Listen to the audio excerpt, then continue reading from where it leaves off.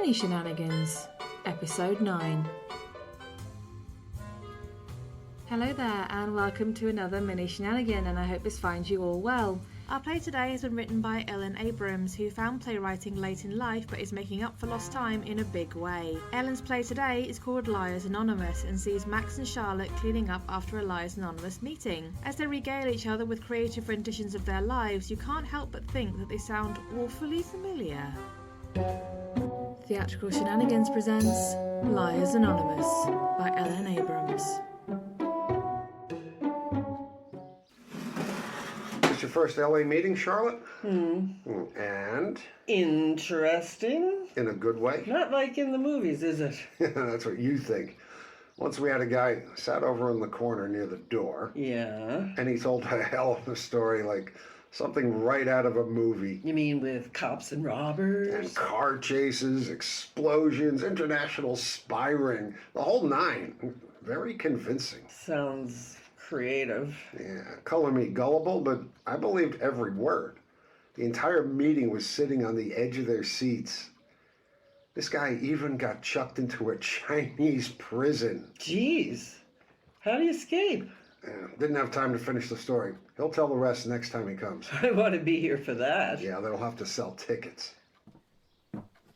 What about the other talker? The big guy? What's his name? Does he drink? This group is not for drinkers. We're talkers. Likes an audience. Needs an audience. He's a stand-up. Comic? He thinks. No, he was funny. Sort of sad, right? Yeah, well, aren't we all? What brought you here? You first. It's kind of a long story. I've got nowhere to be. I'm an orphan. Is that the truth? Swear to God. I believe you. Go on. So, I had to take this job as a governess for this sweet little girl. Her father was a handful, though. Brooding, grumpy. Anyway, it turns out this fellow had been married before. I just assumed that the wife was dead. But she wasn't? Every once in a while, especially during these wild storms that would break over the moors, I would hear these horrific screams. Absolutely blood-curdling. Yikes. Whenever I asked about it, they would stare at me, too terrified to speak, even the father. I should say, especially the father. Wow. That is something.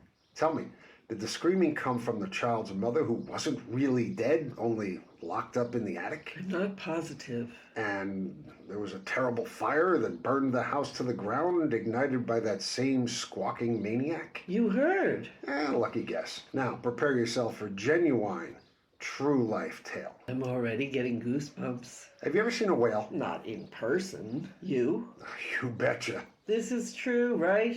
Not a story, but a fact-based tale? I was sailing on a whaling vessel, populated by the typical characters one finds on such things, including this demented madman who was the captain, a one-legged captain at that. One-legged?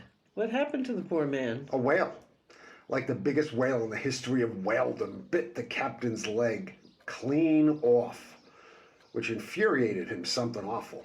And he, the captain that is, could not stop obsessing over this terrible injury. Understandable. Yeah, maybe.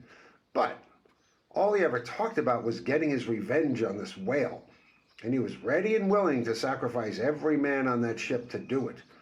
He was even willing to die himself if it meant that the whale would, perish in the most painful way imaginable. Was the leg wound infected? I have no idea. Because if it was, that might account for his strange way he was behaving. I never thought to ask. Have I told you the story of my life? Well, yeah, just like a minute ago. Don't you remember? That's not the real story.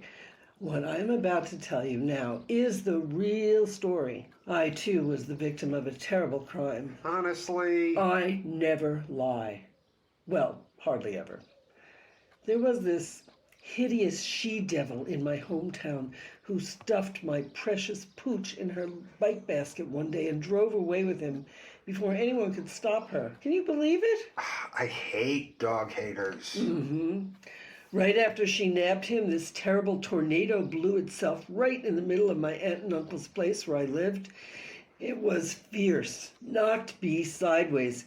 gave me a concussion or something. And the dream I had, if it was a dream, you just wouldn't believe. Yeah, I might. In this dream or hallucination, there was this talking scarecrow, a rusted tin woodsman, and one Prozac-needy lion, all of whom naturally became my boon companions on a journey I was forced to take so that I could find my way home. Also, there was this actual witch I was forced to douse with water, who looked a lot like the lady who nabbed my little dog.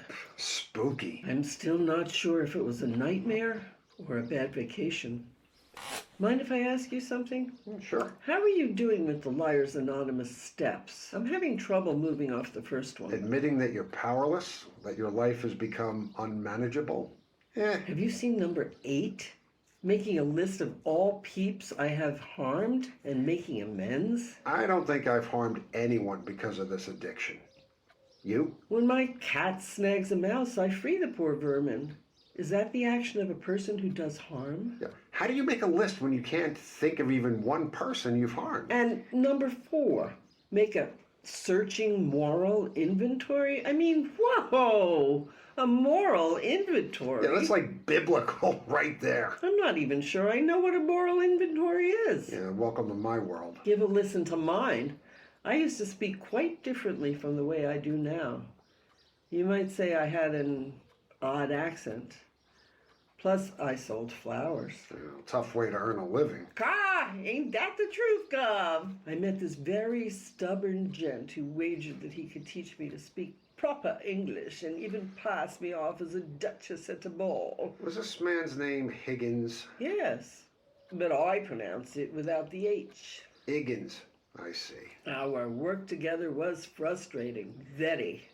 We fought all the time. He was wrong and I was right, and yet I believe he fell in love with me, in spite of himself. Speaking of fighting, during World War II, I ran this terrific cafe on the western rim of Africa. I don't believe it. You cannot have been alive during World War II. My cafe was like the hot spot in this part of the world. We had singers, charming waiters, one hell of a piano player, and foreigners from all corners of the globe who came to gamble, despite my dubious roulette wheel. How did you find yourself there? Funny story, but true. I had left Paris at the start of the German occupation in June of 1940, one step ahead of the Nazis. My stunning Swedish mistress was supposed to travel with me, but she stood me up. I hate when that happens. At the train station, as I was waiting for her, on the steps of the train. Well, me and my friend, the piano player, who, by the way, was about the most terrific pal and traveling companion for a guy whose insides have been kicked out from him could ever have, landed to Africa to wait out the war. Heartbreaking. You said it, kid. Do you think there's a cure for people like us? I've been told that I cannot fix it until I acknowledge it, which, really, I don't. So, we exaggerate, Embellish, inflate, weave webs strung with absurd and incredible lies about experiences we've never had. At least we're not drinking. Don't remind me. Why? Do you have a problem? Listen up. I was married to this nothing academic. George was his name. We were living, what am I saying? We were existing, barely, in this nothing college town. Well, one night I invited this cute young couple over for drinks. I am all ears, and that is no lie. That was Liars Anonymous by Ellen Abrams, with George Sapio as Max and Maura Stevens as Charlotte. Theatrical Shenanigans is part of an RFW Scripts production, found on Spotify, Apple Podcasts, Amazon Podcasts and Podbean. Theme music is written and produced by Chris Cody.